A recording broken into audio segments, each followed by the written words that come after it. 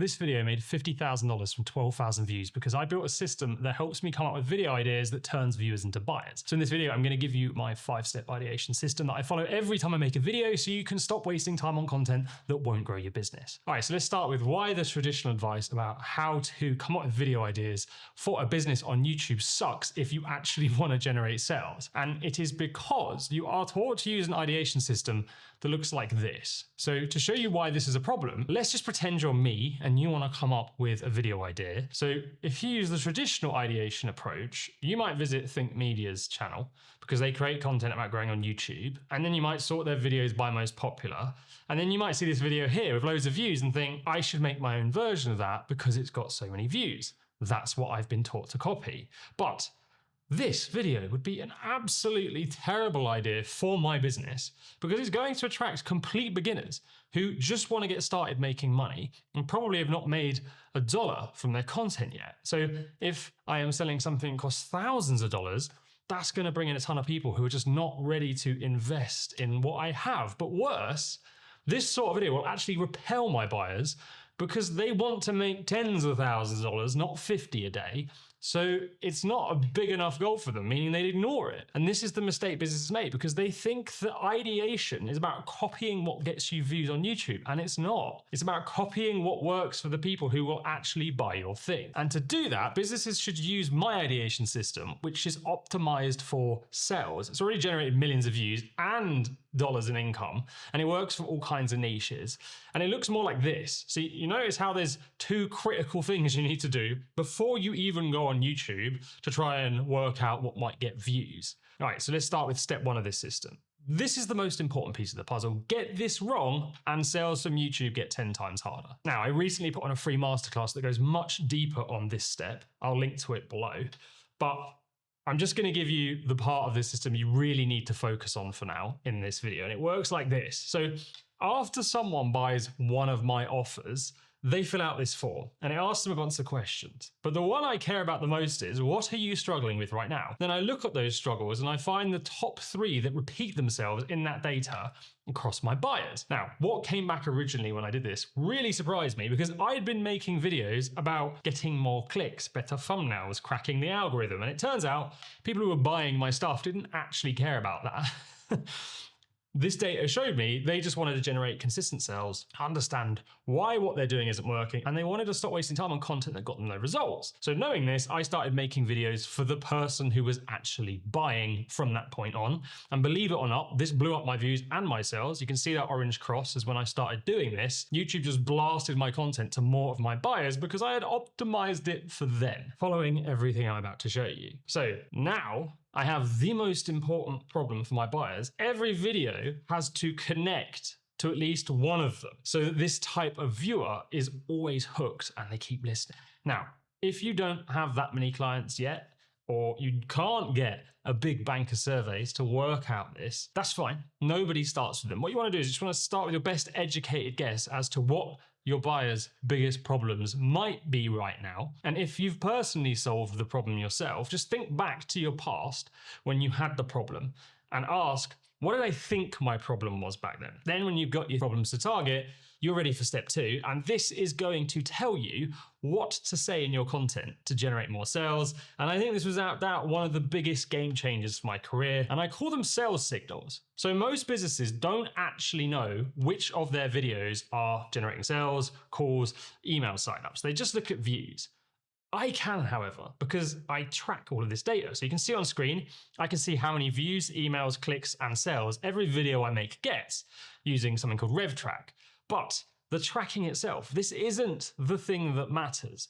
What matters is how I use this information to then make more videos that generate even more income. So I'm going to show you how this works. So you see this video here, it has what's known as a high dollar per view, almost $4. What that means is it makes almost $4 every time someone watches it by selling my products off the back of it. The high dollar per view is telling me, Ed, inside this, you have talked about something which really got the attention of your buyers, so much so that they wanted to work with you.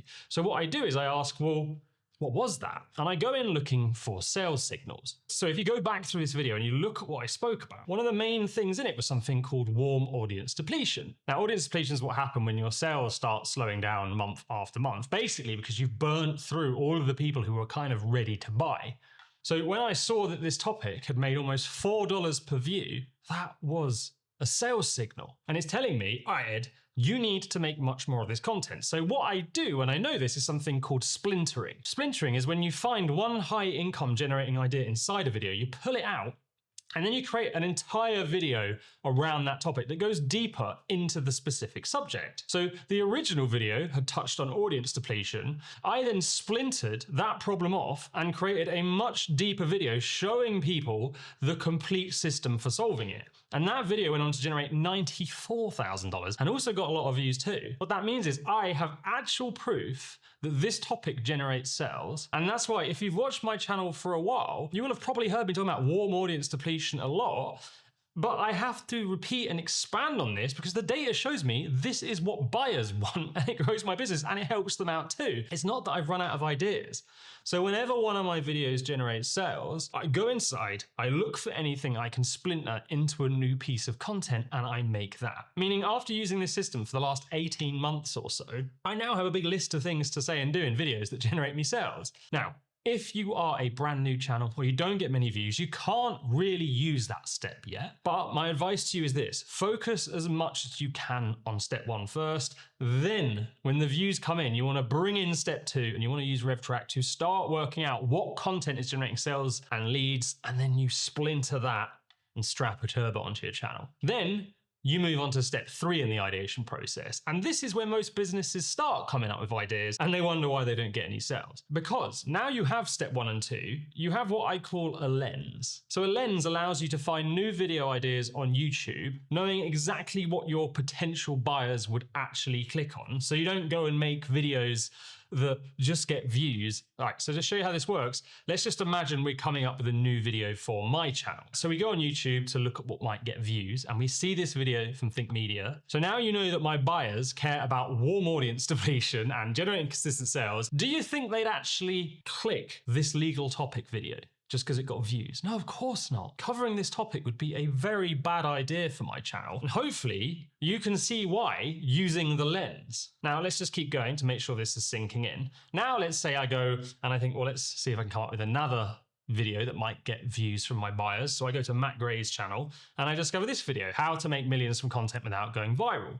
So let's look at it through my buyer's lens again. These are the people who just want consistent views and sales. And can you see how this would be a way more interesting idea of video for them? Because my buyers want to make money from their content and they don't really want fame either. And many of them believe they need millions of views before YouTube can produce meaningful sales. So this is a great potential title to try out for my business. Now, I wouldn't just go and copy Matt's title. Instead, I would say, what is the viewer pattern that made this idea attractive to other humans? And then I would use that on my own channel. So in this case, it combines a desirable outcome, which is making millions, with the removal of something people believe is required, going viral. So I would adapt the pattern for my own channel to how to make millions from YouTube without going viral. And then I would look at it through my buyer lens and ask, will they care about that? And the answer is yes. So that's the lesson from step 3. Don't just go and make videos because they got loads of views. Make sure it passes through your buyer lens.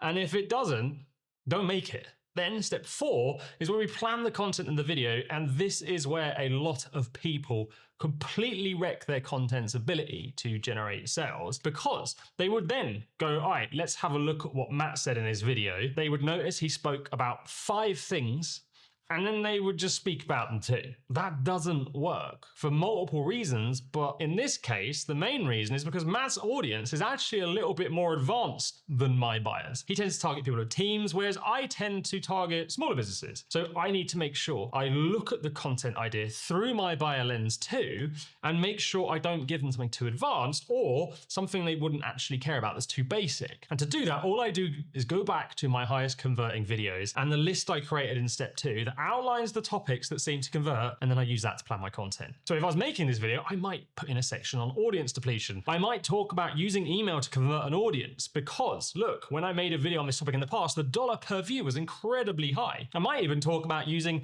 an evergreen webinar to move viewers towards an offer because this video here covered that topic, and again, it has a very high dollar per view. So you see what I'm doing, right? I'm finding sales signals in older content and splintering them off and putting them into new videos designed to appeal to my buyer. Which brings us on to the fifth part of the system, the part that almost everyone ignores. And none of this works if you don't do it, and you will end up with lower sales. And it tells you what to do in your next video because 7 days after I post a video, I look at the sales signal from a video on RevTrack. So you can see this video here. After 7 days, it stank for views. It was like 4,000 views in a week, which is very low for my channel, but the sales from views was pretty strong. In fact, it's rocking a $1.40 per view. So that's telling me that something I've done in this content made people want to seek out my offer, which I didn't even promote in the video at all. That's how powerful it was. So now I would just splinter what I think worked from that video to get sales in a new video. So basically, step 5 is simply looking at what worked and then repeating it, and then running this ideation system over and over again on your channel until